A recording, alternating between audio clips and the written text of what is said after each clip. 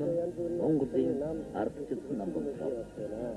За ер нь бусад энэ эсрэг хөдөлгөөнүүдэд Монголын ардчилсан холбоо, ардчилсан намын зүгээс хэрхэн хандаж, хэрхэн одоо хамтран ажиллах юм болцоо гарч иржээ.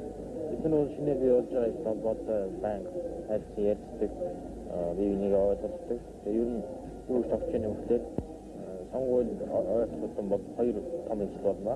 Нэг нь ардчилсан бичнүүдийн эсрэг анх бий болоод ер нь дуу шинийн ардч болсон энэ студийг тойрсон юм бичнүүд бий болно. Нөгөө бол Монгол ардчилсан намыг тойрсон ийм тэдний дэмжигчд ийм хоёр их бол. Бид ингэж одоодаа уулзаагүй дууссан байх шиг байна. Надад өнгөрсөн хугацаанд бараг 8 сар болж байна. Бид бүгд ардын төвчтэй энэ 8 сарын хугацаанд мэдээлэл хүрдэнд хүрсэн байна. За энэ үрдүнгийнхаа эхний том олдыг өдөр цаг маань бол маргааш ирнэ. 29-нд бид 8 сарын турш юу хийв? Ямар үрдүнд хүрвэ гэж харагдана.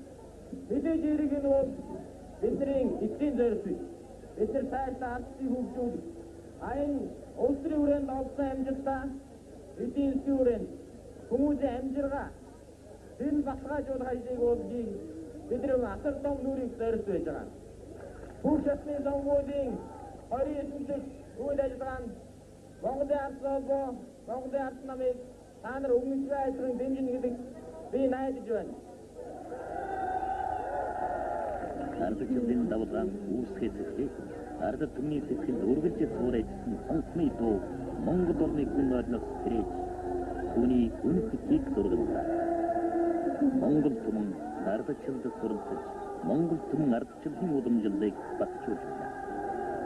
Энэ удаагийн сонгуульд өвлөөр тарьсан ардчилсан цэцгийн тунаар дэлгэрсэн бэлдээ.